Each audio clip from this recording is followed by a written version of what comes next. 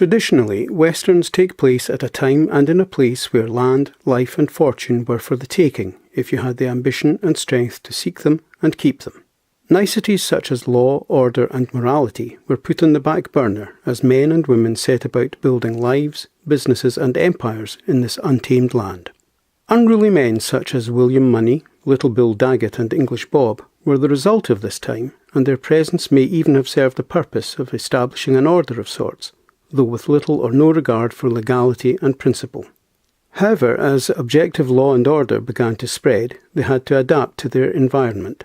While the likes of English Bob plied his trade more discreetly for private commercial concerns, men such as Little Bill Daggett could indulge their at times cruel temperament by applying it to the purpose of establishing the very order he used to flout.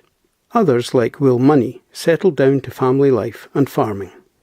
Our story presents a clash of such men in a time of upheaval and transformation from lawlessness to order, a time when the system of objective law was in its infancy and could be found lacking, and victims of crime had recourse to more direct and subjective forms of justice. A drunken cowboy assaults a prostitute, scarring her face when he is offended by her reaction to his manhood. The sheriff's handling of the situation falls short of justice in the eyes of the girl's fellow prostitutes, and they put a bounty on the lives of the two cowboys they consider responsible and worthy of punishment, though the second cowboy actually helps stop the assault and goes on to try to make amends. However, because he is associated so closely with the event, he is summarily included in the quest for vengeance, reflecting the need for an objective system of justice wherein the guilty are identified and punishment is seen to fit the crime. We meet a young man who goes by the name the Schofield Kid. He claims to be a tough young killer who is attracted by the $1,000 bounty, but who also appears happy to avenge the reported vile and by now wildly exaggerated treatment of the girl in question. Doubtless influenced by tales of derring-do in cheap novels which embellish the violent acts of gunmen, converting them into acts of heroism motivated by defensive principle and honour, the Schofield Kid seeks to enlist the help of Will Money in order to fulfil the contract on the two cowboys. In many ways, the Kid may represent impressionable and youthful readers of heroic fiction, or even modern cinema audiences witnessing acts of heroism and courage in westerns who are inspired to do something similar. But the truth is that these fictionalised accounts are contrived, if beautiful, corruptions and twistings of potentially ugly and terrifying truth. It is no accident that the Kid is short-sighted. He is plainly unsuited to this profession, but is prompted by admiration and an induced desire for adulation, fame and fortune. He fails to see the consequences of his actions, but will learn a painful and life-changing lesson taught by reality. We also meet the journalist and aspiring writer Beauchamp, who is a small man apparently highly impressed by those unwilling to accept legal and moral constraints. He appears to admire the rhetoric of ever more cruel and heartless men, and seems to want to share their glory by proxy. He sees the truth and recoils from violence, but embellishes such acts and twists them to his own written gain and advantage, leading to the corruption and confusion we see in the Schofield Kid. We may perhaps infer from this that, by extension, all media, including filmmakers, are guilty of such embellishment and potential misdirection. The Schofield Kid turned to Will Money because of his reputation as a stone-cold killer. Now a poverty-stricken farmer, Will puts his previous conduct down principally to the influence of whiskey, suggesting an avoidance of reflection and responsibility. He indulged, reacted and killed, recognising no constraints, legal or moral, and acted on his own judgment with little consideration of the consequences on or the rights and welfare of others. When Will joins his old friend and compadre Ned, they recall the old days when they rode and were wild together. They try to convince themselves that it is now acceptable to pursue the cowboys and kill for money by suggesting this is something they have already done.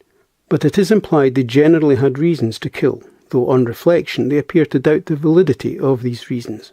Age has encouraged reflection on their experience, and there are implications of regret in both their demeanour and language, even if these are not necessarily stated explicitly, except when, suffering from a fever, Will recalls the gruesome details of one killing and recognises his victim did not deserve to die. Will's conduct, attitude and entire life were changed through the influence of his wife Claudia. She introduced him to love, respect, consideration, parenthood, responsibility and farming. In keeping with a perspective laid out in westerns such as The Searchers, Women are perceived as a stabilising and even civilising force, providing purpose, clarity of thought, contentedness, and perhaps most importantly, an environment based on love which underpins everything. Much is made in the introduction of the film of the incomprehension of others concerning Claudia's decision to marry Will. Perhaps this reflects the inexplicable nature of love and the transformations it can bring about, combined with the unfathomable vagaries of life.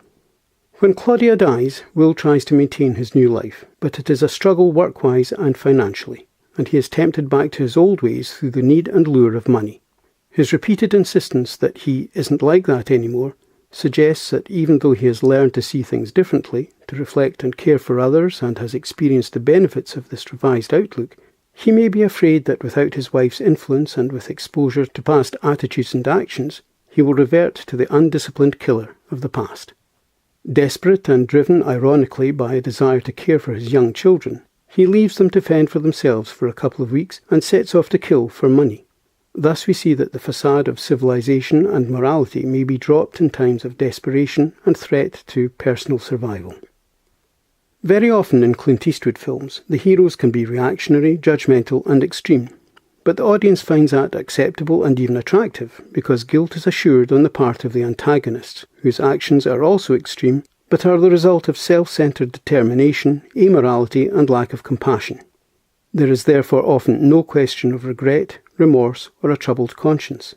Unforgiven is, however, a relentlessly revisionist Western which depicts a struggle to impose order over lawlessness and within that reflections on responsibility, guilt and regret at the taking of a life, contrasted with the lionising and embellishment of such actions by the media who transform violent, undignified and often pointless murders into acts of apparent valour and heroism. In our film, pursuits, fights and shootings are all unheroic, chaotic, unromantic, cowardly and unseemly.